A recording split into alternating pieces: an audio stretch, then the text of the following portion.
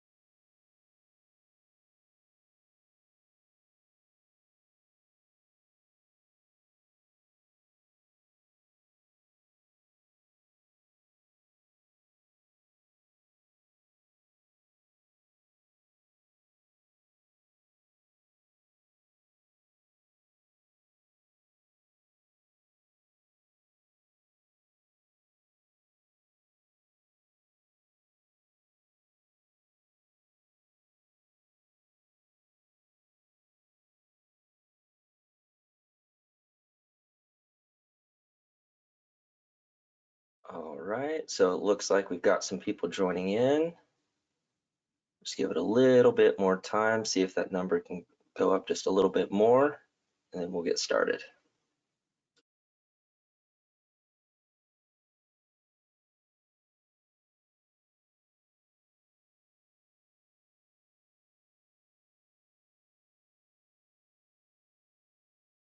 All righty. Good morning, good afternoon, good evening, everybody, and welcome to today's webinar, 8 Simple SEO Tips to Rank on Google. I am your host and digital marketing evangelist, Justin Meredith. I'm super excited today because this topic is a slam dunk.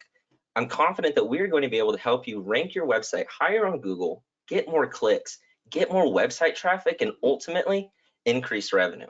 Before we get started, we just have a couple of housekeeping things to go over. If you have any questions, feel free to leave them in the Q&A box located on the right and highlighted in the image on the screen. We are more than happy to answer your questions at the end of the webinar. No questions are too small, so feel free to ask. And if we're not able to get to them by the end of the time allotted, then we will have someone reach out to you with an answer. Search engine optimization, SEO, is so important in today's world because the customer journey really does start online. 81% of consumers conduct an online search before physically going into a store, but only 25% of internet users ever even make it to the second page of Google. That's why it's vital that your business ranks well, because even if you have a website and you show up on Google, if you're not on that first page, you're not going to get nearly the number of clicks that you could be getting if you were to utilize SEO. Now, SEO can be a bit intimidating. Where do you begin? What do you do? I mean, what does it even really mean? But what if there were some simple things that you can do to help improve the ranking of your business? Before we dive in, I'd like to introduce our guest today, and that is Joey Randazzo. He's an SEO expert and the CEO of SEO Growth Partners, a Portland-based SEO company that's currently helping over 100 companies increase their digital exposure. Welcome, Joey. We're happy to have you. Thank you so much. Yeah, I'm really happy to be here. You know, I really feel like this is the first tip in this session should be to attend this webinar. And I want to give a hand to everyone who is here and to everyone who watches this, because you really are taking that first step towards improving your Google ranking and growing your business online. But before we get started, I'd like to do a quick poll and just get a feel for the room and see where everybody's at. So let's do that right now. And the first question is, oh, there he goes. Do you have an established SEO strategy at your business right now? So the first answer is yes, and we're constantly working on improving. The second answer is yes, but we're just getting started.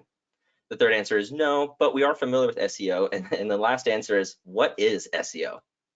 So I'll give everybody just a couple of minutes to get started, and we'll go over the results.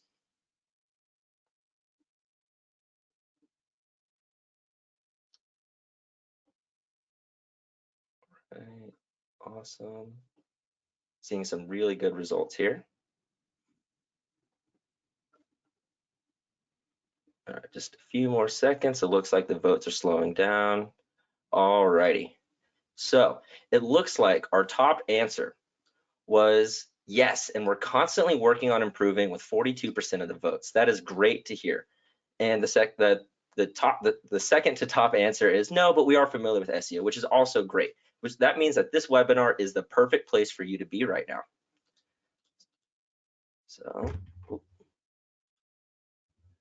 So let's get started. Joey, do these results surprise you at all? No, I mean, definitely with the pandemic, I think what we've seen in our business helping, hundreds of businesses and hearing from hundreds of businesses is that this has been a time where it's kind of been a catalyst for business owners to really think about SEO. People are going online more and more, and they know the value that if you're not found near the top of Google, you're really missing out. So it definitely does not surprise me. Makes sense. So what is the first thing that local businesses should do when starting an SEO journey? Yeah, the very first thing is to create a comprehensive Google My Business profile. So first, I'll share what a Google My Business profile is for those of you who may not know. I have a feeling since 42% of you are looking to expand your Google your SEO strategy, you're probably familiar with it. So for those of you that don't know, it's basically a free listing profile that Google gives you that you can add your information to: your name, your address, your phone number, description, services. It's a profile that you can fill out as much or as little as you like, and that's where we'll get into the comprehensive part of it, to make sure it's clear to Google and to users what you do, where you're located, and what you offer. And so why is it important to create a comprehensive Google My Business profile? The answer is how people search online for things. So I'll start with an example of a chiropractor, and there may even be a chiropractor attending this webinar. How people search is they're probably sitting on their couch with their dog watching Netflix. They pull out their smartphone and they search for something like chiropractor near me, chiropractor in Portland, Oregon, chiropractor for sports injuries in Portland, Oregon. And I encourage you all to do this for your own business right now, whatever that industry or service that you offer, and see what pops up first. One of the very first things that pops up is what's called the Google Local Pack. It's basically just the maps area of Google that'll populate in the SERP, search engine results page, the Google screen that you're seeing. And there's only 3 businesses that have the opportunity to rank there. I call that beachfront real estate on the internet because over 50% of initial engagement, clicks, calls, direction requests happen from that Google Local Pack. And if you do not have a Google My Business, you have a 0% chance of ranking in that Google Local Pack. And now to give yourself the best opportunity to rank in that Google Local Pack, you want to provide as much information as possible, as much comprehensive information as possible. To share one direct information from Google here, Google has something called search raters. And search raters are real people. There are thousands of them around the world that go to individual websites and Google My Businesses, and they actually rate those, and they can actually share manual penalties to businesses that do things incorrectly or that go against Google's protocols. But what's really cool is that Google has released a 172-page document sharing what these search raters are looking for, and Google uses the word comprehensive 32 times in that 172-page document. Google wants you to share as much information as possible about your business, what services you offer, everything that you can fill out in your Google My Business profile. If Google gives you 750 characters for your description, you should use 750 characters. If you can add custom services, you should add custom services. So the first tip is create as much comprehensiveness within your Google My Business profile as possible. Awesome. So is it really just that simple to create a Google business profile? Oh, and keep in mind that right now Google is in the middle of a transition where this used to be called a Google My Business account. Now they're switching it to Google Business Profile. I think they're just trying to make it a little bit simpler and easier to follow. So just keep that in mind. If you're hearing us talk about a Google Business Profile, we're talking about a Google My Business. It's the same thing. Yeah, it's going to take a little bit of time for me to. The amount of times I've said Google My Business in my life is probably a couple thousand. So it's going to take some training to get me to change that. Yeah, definitely. I've already. It actually is that simple.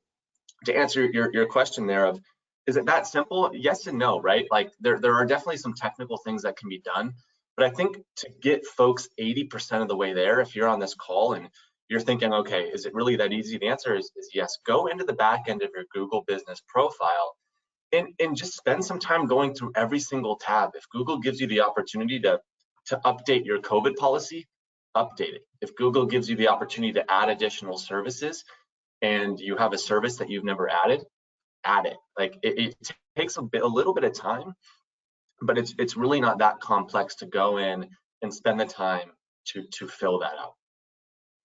So we've established that it's important to create a comprehensive Google business profile. So what if you're a multi-location business? Would you need to create a Google business profile for each individual location? How does that work if you have multiple, yes, buildings going around? Yeah, that's a great question. So if you're a single location business, you're going to have one Google business profile. If you're a multi-location business, then you're going to have a Google business profile for every single location that you have. In a way, Google looks at every single location as its own, in a way, separate entity, as a separate business. So if you've got if you're a multi-location law practice and you've got a location in Bend, Oregon, Salem, Oregon, Vancouver, Washington, and Portland, Oregon, you need a Google business profile for every single location. And what's really important with multi-location businesses, and this gets into tip number 2, is how those are connected to your website. We've worked with many multi-location businesses, and so many of them get this part wrong. You need a local landing page on your website for every single location that you offer. If you've got 500 locations, you need 500 separate pages on your website, clearly indicating each location. You know, the name of that location, address, phone number, services offered at that location. If that location's got a separate staff and you're willing to put in the time to share the staff of that location on that individual location page, all of these things, again, add more comprehensiveness to Google. And then in your Google business profile, you have the ability to add a website, right?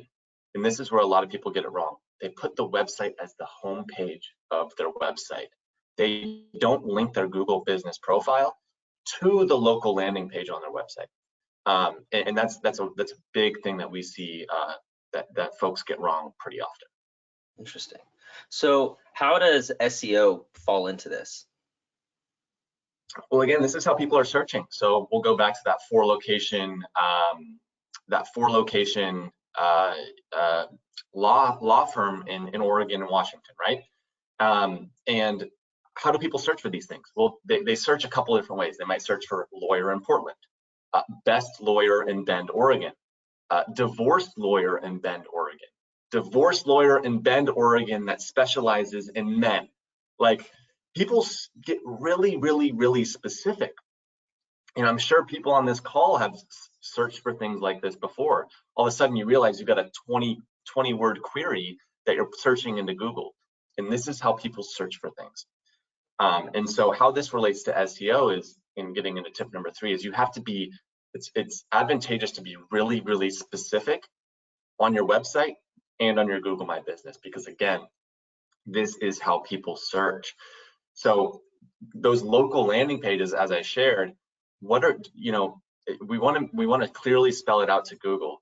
What services does that particular location offer? Even if every single one of your locations offers the exact same services, clearly list those out on each location page. You know, what type of customers do you see? What types of problems do they have? What are some common questions that people ask about your business? And get as specific as possible. Again, you know, going back to the lawyer, of what exact law services do you offer at that location in Portland? Divorce, you know, employment, all of these different things, clearly listing that out, because again, people are going to search specifically. I've got employment, law case, discrimination, lawyer, Portland, Oregon, near me. Like, I mean, someone might search for that. And so being very specific on your website and clearly articulating everything that you do with in extreme specificity is going to give you an advantage when people search for these very obscure long tail searches in Google. Interesting. So I guess, for example, when you have, so is the approach that say like a local business in maybe one city or maybe even just one location versus a national brand with a ton of locations, maybe all over the country, even the world, do they need to approach SEO, a Google business profile or anything like that differently? Yeah, definitely. So single location businesses have it a little more simple. You know, you've got one location, so any service that you offer is going to be offered at that location. You know, and so I'll give an example of a 95 location yoga studio that we work with. Some of their locations offer meditation. Some of those locations offer Tai Chi. Some of those locations offer workshops and corporate retreats. Some of those locations offer the ability to go into corporations and do training at a corporation, whereas others do not. And so it becomes more complex. You really got to think from each location. Are there individual, you know, are there individual services or differences between each location? In getting into the multi-location business, again, every business needs a Google business profile. Every business needs a local landing page on your website. Again, Google's treating this as almost its own little entity, its own little business. And so therefore, every location needs a citation. A citation, for those of you who don't know, is basically just a listing, just like a Google business profile. It's got your name, it's got your address, it's got your phone number, it's got your services. Facebook can technically be called a citation. You know, all of these websites that basically just share your name, your address, your phone number, commonly referred to in the SEO space as NAP, with a link back to your website that gives you the ability to fill out a profile, is called a citation.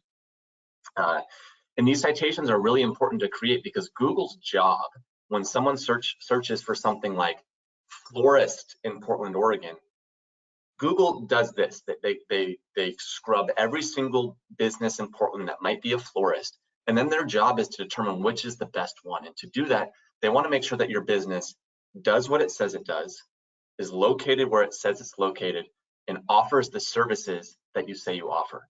So if you've got a citation for every single location, clearly stipulating, okay, this location exists, it's at this address, which matches the address on my website, which matches the address on my Google business profile. I've got these services on these citations that again match your Google business profile, that match the services on your website. You're making it very easy to Google to say, oh yeah, you know, this florist, they are where they say they are, that they do what they say they do, they offer the services they say they offer. I trust this business, and I'm potentially going to rank them higher than their competitors because those citations are robust, you've got a lot of them, and they're accurate. Interesting.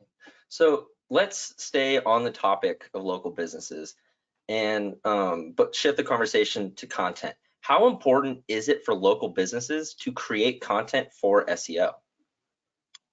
Incredibly. So that's something that we put as a high priority for our clients. It goes back to the specificity of what people are searching for. You know, let's see a good example here. Let's do a plumber for this one. People search, they might just search for plumber near me, or they might just search for plumber in Portland. But what they might also do is start going down the user journey with more top or middle of funnel type searches. This means that they're not quite ready to pick up the phone and call a plumber right now. They're kind of in the process of searching. So they might search for something like, how easy is it to fix a leaky sink, right? And depending on your location, if someone's searching from their cell phone and they're located in the Portland area, Google is going to be more likely to populate local businesses that have answered that question. That's not always true, of course. You're likely going to get national results, but depending on that query, they might populate a local business. The next thing is, again, people search for obscure things like plumber that specializes in walk-in showers in Portland, Oregon. You've got a piece of content that talks about walk-in showers. I'm sure you've seen this before, but in that Google local pack that we talked about, that Google local pack might populate for a search like that, plumbers in Portland that specialize in walk-in showers. And you've probably seen in small bolded text before, it says their website mentions walk-in showers. Like I encourage you to go and do some obscure searches like this around your business, and you might see that Google, it knows the connection. It knows the connection between your Google business profile and your website, and it'll say back in 2019 about walk-in showers. Let's put those two things together. This business is going to be the best solution because they've created content around walk-in showers. Interesting. I'll give a real quick funny example of this. Is we offer SEO, right? So we offer SEO for plumbers and roofers or physical therapists, whatever it might be. And so we create content on our website. We kind of eat our own dog food, and we do what we encourage our clients to do. So we've created a bunch of content around things like SEO strategies for plumbers, SEO strategies for roofers, SEO strategies for you name it. And again, Google knows the relationship between your Google business profile and your website. And what Google has actually done is they've automatically added services to our Google business profile, saying that we offer roofing services, we offer plumbing services, we offer veterinarian services. And so this is a funny example to really actually show that Google's paying attention to the content that you put on your website.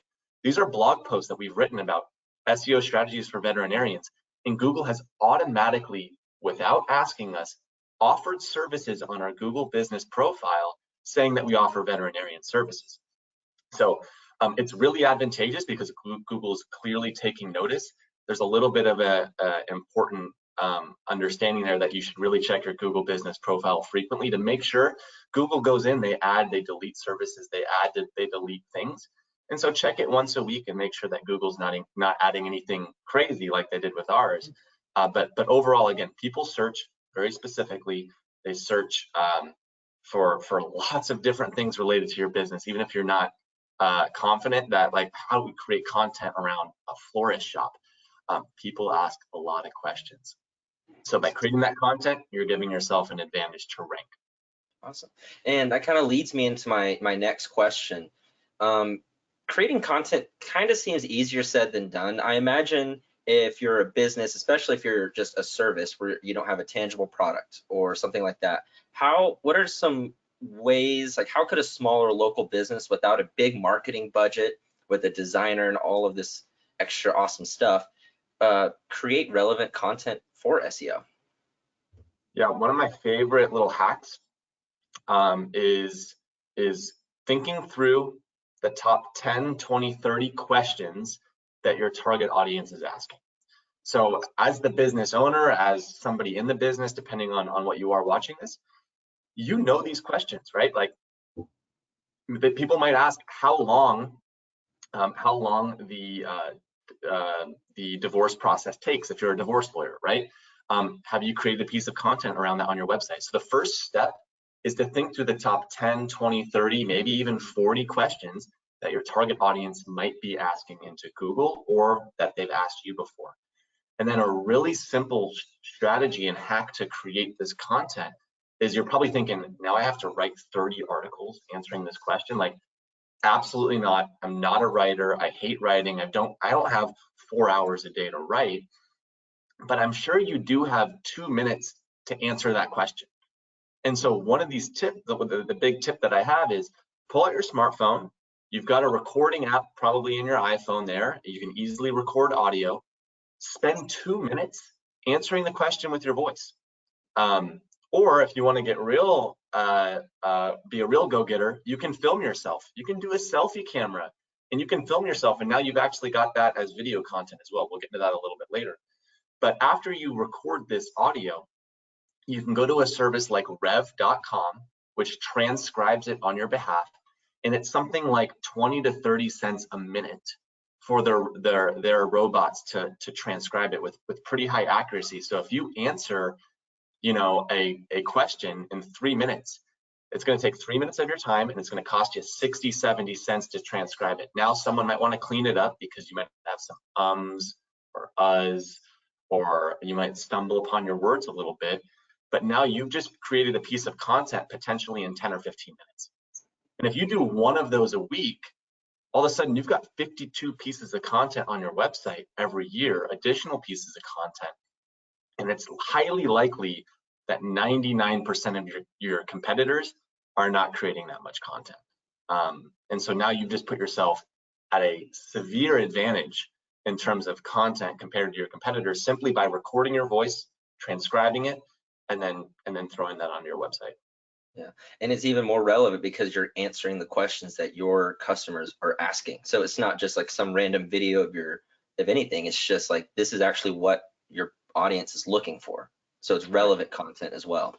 Yeah, and a big question when we share this strategy with people, one big question we get back is, well, is this really the best question I should be asking for SEO, right? Like, how do I know that, I think that people are asking this question, but how do I know if people are actually asking this question into Google? There are tools that allow you to do keyword research, and if 42% of you already have an SEO strategy and you're trying to refine it, you might already have some of those tools, so you could double check. I encourage you to start with what you know, right? Like, your customer really well.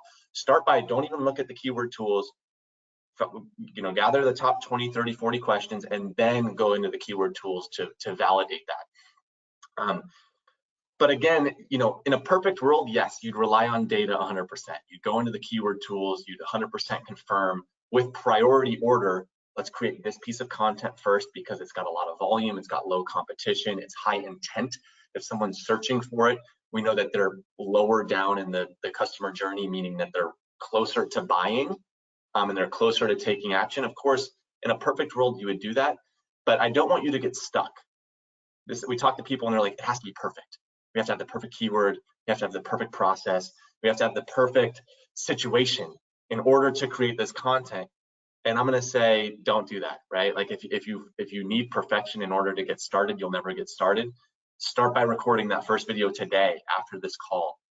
2 minutes, answer a question, and just get started. It might not be perfect, but I assure you it's going to be 80% of the way there and 98% better than some of your competitors. So hopefully that helps as well. Awesome.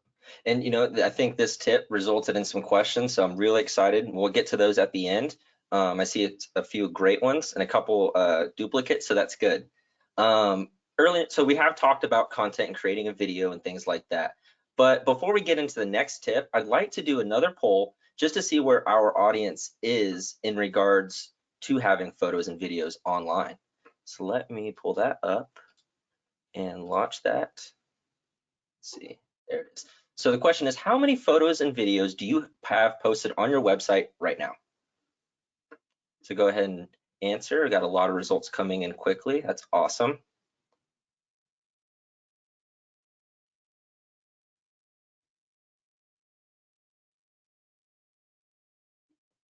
All right, a few more seconds.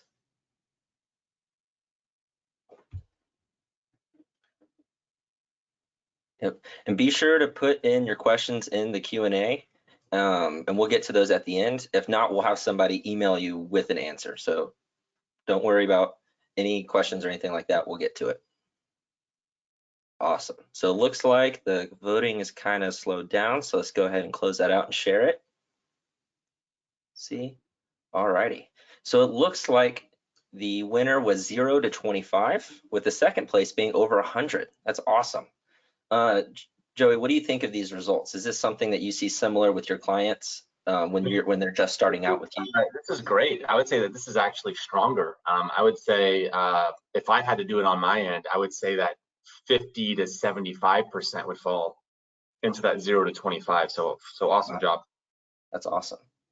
Cool. All right, so go ahead and hide these results. And let's go to the next one. So I've got multiple screens here trying to make sure I can find my mouse.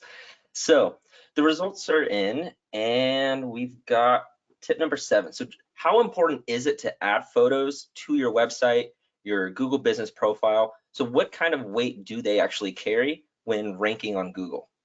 Yeah, so I'll go back to, and I say this over and over again, so it might get annoying, but it's Google cares that you are who you say you are, you do what you say you do, you're located where you say you're located.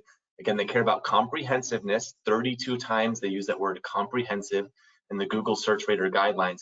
This is another medium to portray that to Google and users. You are who you say you are, you're located where you say you're located, you do what you say you do. these photos provide additional trust. And so it's incredibly important. And there's some stats that businesses with 100+ photos on their website in their Google My Business, they get exceptionally more calls, they get exceptionally more direction requests, they get exceptionally more website clicks. And I don't want to articulate that that's the only why they do that, right? If someone's added 100+ photos to their Google business profile and their website, they're probably implementing some other SEO strategies as well. But that's adding robustness to your website and your Google business profile that you've got these photos. And so it's actually not that hard to add 100 photos. You might think it is, but to your Google business profile, you can take, I'll use an example of a dentist. You've got your waiting area. You've got, probably quite a few different areas in the back where you see patients. Go ahead and take 10 photos of the outside of your building from different angles, one of just your logo, one of the front door with the plaque next to it saying, Joe's Dentist, one of the whole parking lot, one of right when you walk in the door, a wide span of the lobby, one of just one area of the lobby, looking at the other side of the lobby of a smiling face behind the counter. Like, you think it might be silly of why am I taking 7 different angles of the lobby? And again, it's providing that comprehensiveness to Google and users. Users do look at photos. They go to Google business profiles, they look at reviews, they look at photos, and they know what to expect. They say, oh yeah, like I know the parking lot looks like that. And I know some people get very, very nervous about parking, especially depending on what city you're in. And so it might seem foolish to add all of these photos, but it's really advantageous. And then the second step to this is actually naming that photo. So when you add that photo to your Google business profile or to your website, that photo has a name, it's got a file name. And do not engage in spammy activities. I know a lot of businesses I've seen, it's a JPEG file of .jpg and it's dentist, Portland, Oregon, best dentist near me, Portland, Oregon. They name the file that. Definitely don't do that. Clearly and accurately share what it is. Our dentist lobby in Portland -1. Our dentist lobby in Portland -2. If you are sharing multiple photos of the lobby. And so yeah, it's really important. Google's looking at it, users are looking at it. It's hard to put an exact number of of everything that Google's looking at. Is it 1%? Is it 3%? It's not anything crazy high, but all of these things holistically add up to make up your SEO performance. This is one component, and we'll get into reviews next, which are another really critical component. But don't take this for granted. It's really easy. You've got an iPhone, you've got one of the newest iPhones, probably takes amazing photos, and within 20 minutes, you can take 100 photos probably pretty easily. Wow. And like you said, it could be very, very easy, and it carries a ton of weight, and that's awesome. So that's good to know that. I mean, at least we had, what, 31% of the people here said they had over 100 photos. That's awesome. Right. So that's a really good start. So you mentioned reviews, so we can jump right into that for our last tip number 8. Yeah. So reviews are a fun one. And again, we have to go back to how users search. We'll use chiropractor again. So someone types in chiropractor in Portland. If you were to do that search on your phone right now, you'd see that the Google Maps area, the Google local pack shows up. Only 3 businesses have the ability to rank there. What do users do next? What does a logical person do next? They look at the reviews, right? If the first business that ranks, the first chiropractor, has 15 reviews, 4.1 stars. The second chiropractor has 187 reviews, 4.9 stars. And the third chiropractor has 17 reviews, 4.5 stars. It's very evident that most people are going to start by clicking on that middle chiropractor that has 10x the reviews that the other competitors in the Google local pack have. So it's not even distribution, and it's not even in terms of numerical order. You might think, we're ranking first in the Google local pack, we're going to get more clicks than the business ranking second in the Google local pack. And that's not true, because the business second might have double the reviews that you have. And reviews also don't indicate the exact position you're going to rank in the Google local pack. It's not always the first business has the most reviews, the second business has the second most reviews, the third business has the third most reviews. And so users are making really important decisions. And again, this is one of the final decisions of conversion. they're at the bottom of the funnel. They've already searched chiropractor near me. They're going to reach out to one of them. Which one are they going to trust more? It's going to be reviews. And since Google knows that users care about this so much, Google's putting weight into it as well. And so your reviews have a direct impact on your SEO performance. The more reviews you have, the better. And another really awesome thing about reviews is that it's user-generated content. Again, you've probably seen this before. Someone types in auto accident chiropractor in Portland. Now, if a review from a user 6 months ago is a 5-star review saying, I came in here after an auto accident and, you know, Dr. Joe really helped. It might populate that in the Google local pack of this review mentions auto accident. And that can also help you rank better. And so don't take this for granted. It's really, really important. The next thing that I'll say, and the final thing on this before getting into how Birdeye can really help with this, is people search more and more using the word best. They might search for best bookkeeper in Portland. And Google has to figure out what best means. You know, like, how does Google know what best is? And a big thing that Google thinks about when someone types best is the number of reviews and the quality of the reviews. So if you go to Google right now and you type in best bookkeeper in your city, whether it's Atlanta or Miami or Portland, just the general bookkeeper in Portland, and then you do a second tab of best bookkeeper in Portland, you'll likely notice that the businesses that rank for best have slightly more reviews and slightly better reviews. And so your users are probably also searching things like that, best auto repair shop in Denver. And if you have a lot of reviews that are high quality, you're giving yourself, you know, a definite advantage over your competitors. So the question is, how do you get reviews? How do you manage those? How do you make sure that, you know, you don't have to chase down every single customer to, hey, please leave me a review, I really need it. There are automated and semi-automated ways to do that, and Birdeye's platform is a really powerful and robust way to help you get more reviews. Yeah, and you know, and even responding to reviews, because people see that too. And does Google take that into account if a business is responsive, and does that help? Absolutely. Yep. No matter what type of review you get, you should respond to it with a goal of within 48 hours. It shows that your business is active and that it cares about its customers. Again, when Google put that reply in there for a reason. You know, you have the ability to reply. Google didn't build this just because, oh, yeah, we should give people the option to reply just because we think it'd be fun. They did that because they have that data, and they know that someone types best dentist in Portland and somebody has a negative review, a couple negative reviews, and they've never responded to those. Google's going to be like, do we trust this business as much as the dentist down the street that has a couple negative reviews as well, because it's pretty much inevitable to not get a negative review. And Google's going to trust you more. And it's also, again, users look at reviews, and this is actually potentially, you can flip a negative review on its head and turn it into a positive. For example, someone says, hey, I came to your dentist and you guys were 30 minutes behind and I was late to one of my meetings afterwards and I was just really disappointed. That might happen. That's kind of, sometimes that just happens. That's business. But if you respond to that review and you say, we are so sorry, you know, that day was busy and we'd really love to make it up to you and provide a free cleaning or a free teeth whitening service for you. Again, we really apologize. We do our best to stay on schedule and we'd love to make it up to you. Give us our office a call at this phone number. If I'm scrolling through reviews and I see that, I don't care about the negative review anymore. I say, wow, like, they were delayed. They're a dentist office. They got backed up, but they really care about their customers and they want to make it right. That might actually encourage somebody to reach out. So don't take that for granted.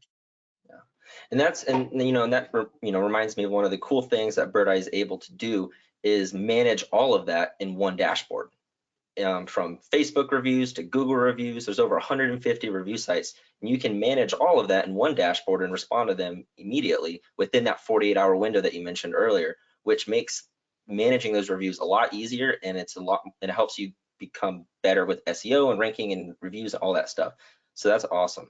Yeah, imagine, I'll go back real quick to that 95 location yoga studio that we work with. Imagine having to manage 95 locations, each location having potentially 100+ different review sites, and having to manually log in. Okay, our New York City location got a review. I got to log into my Google business profile for New York City. I got to respond to that review. And then we got a Facebook review for our Las Vegas location. I got to wait, which Facebook login do I have to go into? It's seriously, like, I'm making it sound kind of funny, but it's a headache. Like, it is an absolute headache to try to manage all that. So having it in one place will just make your life easier and ensure that you do it within the 48-hour window, which will help your SEO, all that good stuff. For sure, definitely. So that is all 8 tips. I do want to get to Q&A, but let's go over our final takeaways and just cover everything, just in case we had some people show up late. So the first tip that we had was create a comprehensive Google business profile.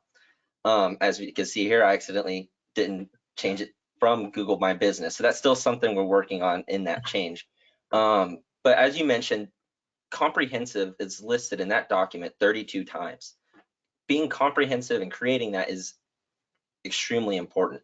The next is properly connecting your Google business profile to your website and making sure that it's linked to the right pages and things like that. Being specific on your website is takeaway number 3, and being able to list all of the services that you offer for each location is important, because that's what gets pulled in from Google. Ensuring your citations are correct is the 4th. Creating relevant content that your customers and your audience is actually searching for, and thinking of the questions that they're asking. And then that leads to the 5th one, or the 6th one, which is finding creative ways to curate content, which is getting on your phone, recording yourself answering questions, and creating blogs and videos and all kinds of content from that, and finding easier ways to do that even if you don't have a massive budget. The 7th is add photos. That carries weight, and as we talked about, and I do think we have some questions about that as well, so I want to make sure we move into the Q&A. And then the last is establish a robust review management system, because it is important. People do see those and they do look at those, and being able to manage that easily, it is a huge weight off of your shoulders as well.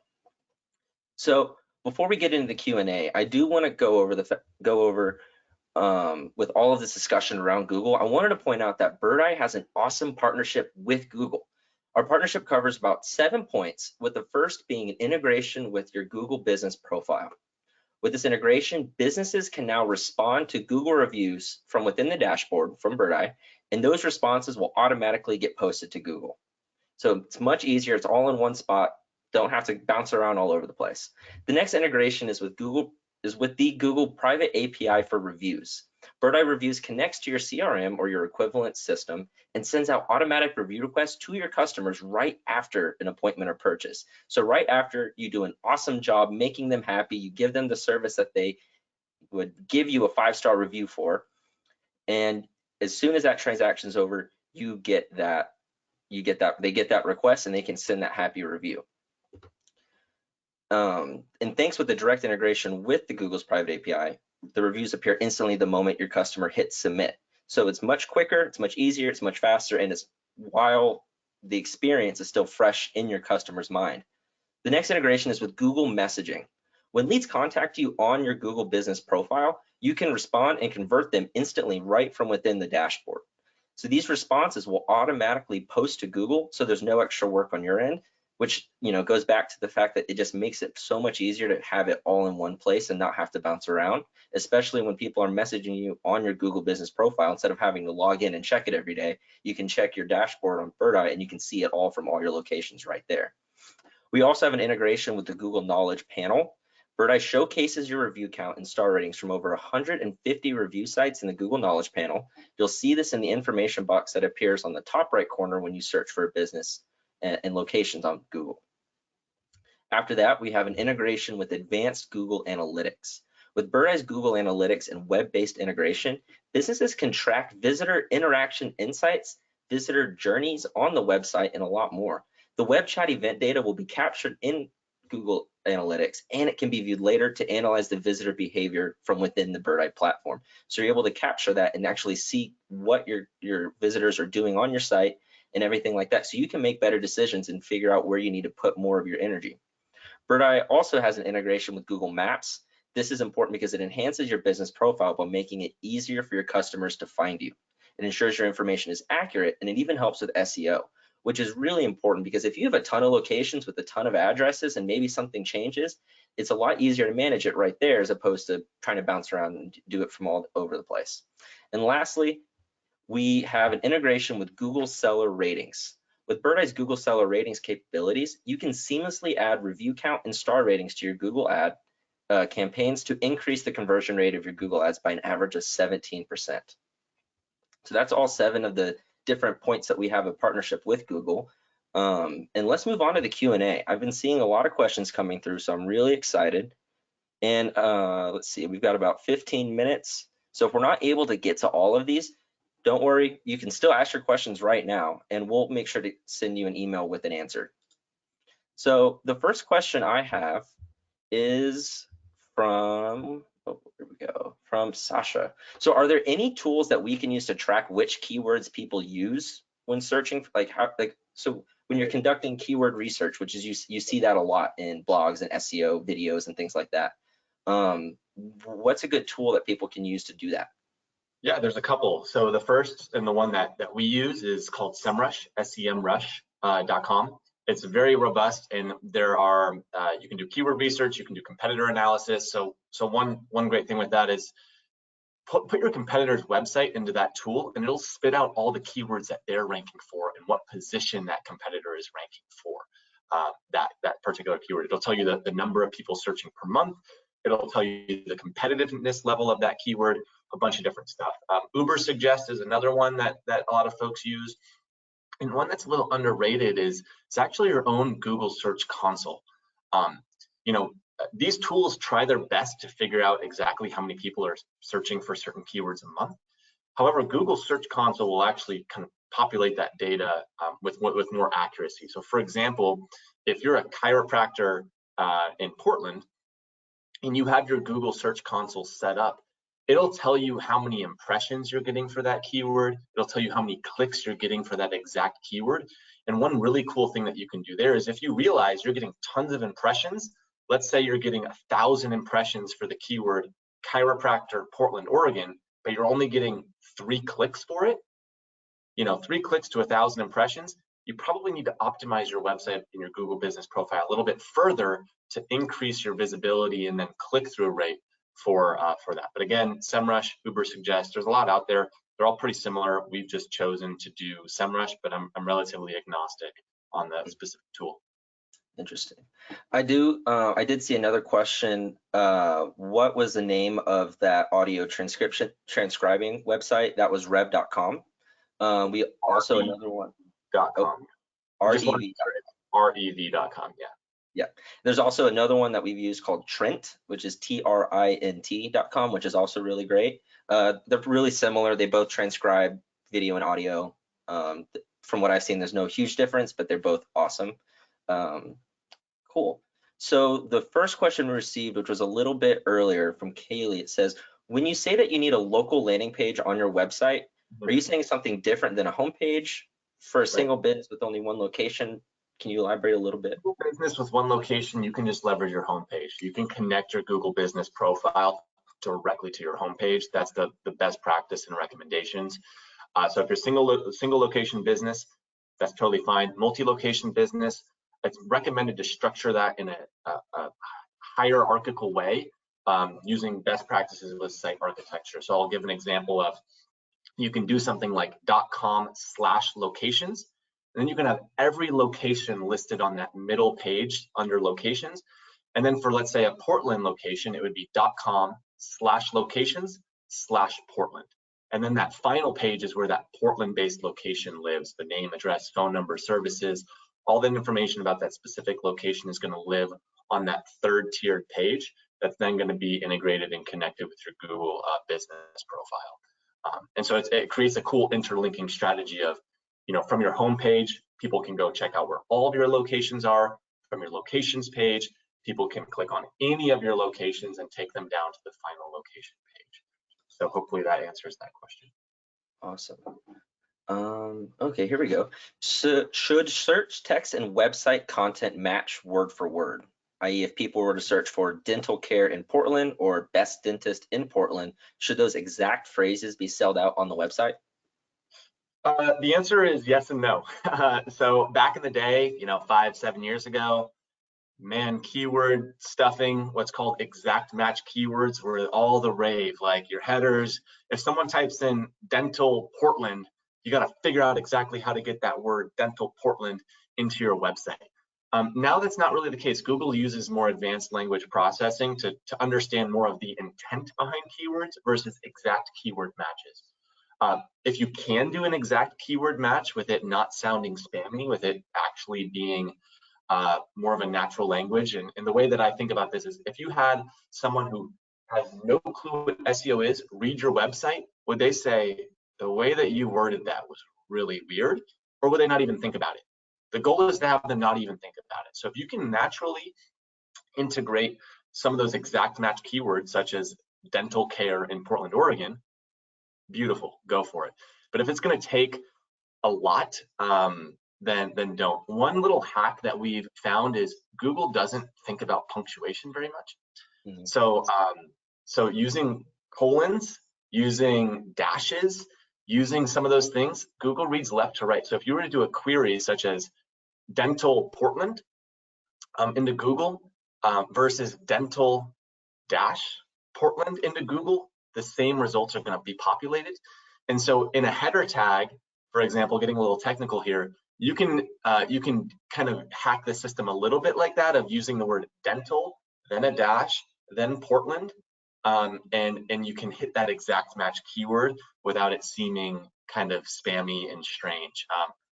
You kind of have to be a little bit of an expert there to take on that strategy, but that's one that we've been able to deploy for clients to hit more exact match keywords without it sounding weird. Interesting. Okay, that makes sense.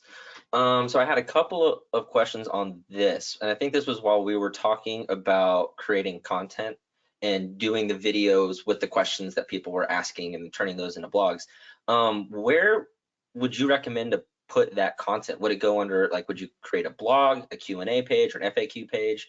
When you're doing that kind of stuff, is there a place that would be better for it? That kind of stuff? Yeah, we recommend putting it into some sort of resources or blog section of your website. And the reason why is, and I again encourage everybody to do this, if you're thinking about a specific article or a question that your target audience is asking, type that question into Google.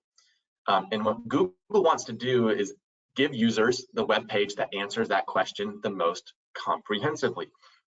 So if you've got an FAQ section on your website that answers 200 questions, that's going to be overwhelming. So if one of your questions is, do you help, as a chiropractor, do your chiropractic services help knee pain? And you answer that question on a page with 200 other questions, you're not going to rank for that keyword. So it's recommended that if you're targeting specific questions and queries, you have a blog post, an article, a resource page that just answers that one question comprehensively. So again, do chiropractors help knee pain? And then you create a long form article saying, well, it depends on the type of knee pain, right? Like, did you tear your ACL? Did you break your patellar? Did you break your kneecap? Like, all these different things. Now you can provide the most comprehensive information on that question in one page. You're giving yourself the best opportunity to rank for that keyword in what I call keyword clusters. Chiropractor knee pain. Do chiropractors help knee pain? Which types of knee injuries can chiropractors help? You can rank for all of those keywords on one page versus throwing all of those questions in a, again, 200 question FAQ page. Interesting. Okay. So this next question, we've gotten a few of them relating to just this, and it's about photos and videos on your website. Okay. Is it possible to have too many? Because I know if you have a lot of photos on your website, it could slow down loading speed, which Google does take into account. Do they need to be just on your, like, can they be all on your Google business profile and that way, or like what would? I encourage most of the photos to live on Google business profile, and then a little more strategically place photos on your website, right? Like you don't want to be scrolling and it's like photo. That Google takes the user's experience into account, and so you can have a page on your website, for example, if you're a dentist, saying, take a tour of our dentist. That might not be one of the main, it's not going to live in the top nav menu. It might not even live in the footer, but you can have a blog article or a page on your website of take a tour of our dental office, and you can then throw 50, 60 photos on that page. So that's a way around that. But yeah, I'd recommend that most of the photos live on the Google Business Profile. And then I want to talk about actually a video strategy that I didn't share of. Google owns YouTube. YouTube is the second largest search engine in the world. And so Google knows when YouTube videos are embedded on a website. Google, obviously, sometimes when you search in Google, YouTube videos will show up over organic results. So one hack and strategy that I recommend for any business, especially multi-location businesses, is to take a video tour of your location. Publish that video tour onto YouTube. Give it an SEO-friendly title and description, such as our yoga studio in Portland tour, and then the name of your business. So now you've got a video on YouTube about your Portland-based yoga studio. That YouTube video lives on the local landing page specific to your Portland address. And again, Google sees, okay, YouTube is owned by Google. Now I've embedded a YouTube video with an SEO-friendly title and description. It adds more comprehensiveness to that page and more trust. And so that video can live on YouTube, and then it can be embedded on your website. And that video can also live in your Google Business Profile. There are some minor restrictions on uploading videos to your Google Business Profile in terms of file size. So you might need to shorten that video a bit or turn it into video snippets. So let's say you take a 5-minute tour. You can snip it into tour of the outside of the building, tour of the lobby, tour of the back of, where you see patients. And now you've got 5, 6, 7 different video snippets that then you can add to your Google Business Profile. So hopefully that shares where those little videos can live. Yeah. The next one we have, and we got a couple more minutes, so I'm hoping I can get through more of these. How do you handle the location on a Google Business Profile for companies without a storefront? Yeah, this is a really tough one.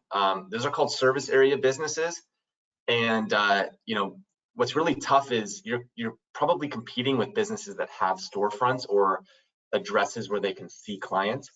Again, Google's job is to find the best result for a particular query. So I'll use like a bookkeeper as an example, because they might work out of their home, or they might work not out of an office where they might be fully remote, right?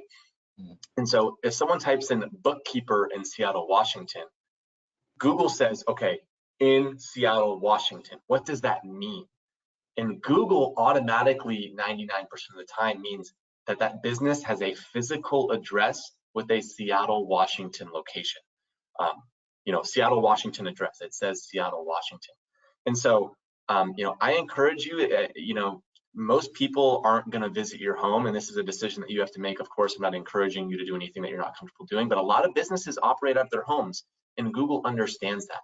And so if you decide against that, you're going to label your business as what's called a service area business, but it's going to make it exponentially harder to rank in that Google local pack, because you're likely competing against businesses that have physical addresses with the city, which is putting them at an advantage. So, yeah. Okay, and I think we got time for one more, and we actually got a couple of these as well, and it's about the naming conventions of photos. And you mentioned this earlier with the kind of the spamming it and things like that. Do you have any best practices about how you should naming? What about geotagging photos? Yeah. So if you're taking the photo on an iPhone, it's going to be geotagged at your location if you're taking it from your location, right?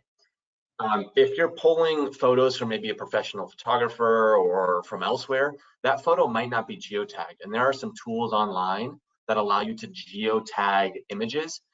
Basically, what you do is you put in your address, you upload the photo, and then that tool spits out a new version of that photo that's geotagged. And Google crawls everything about a photo, the file name, where it was taken.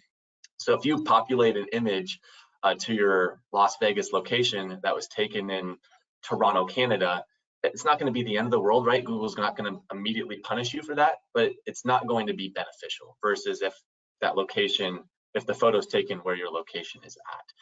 In terms of naming conventions, best practices, use dashes. So wherever you'd put a space, use a dash.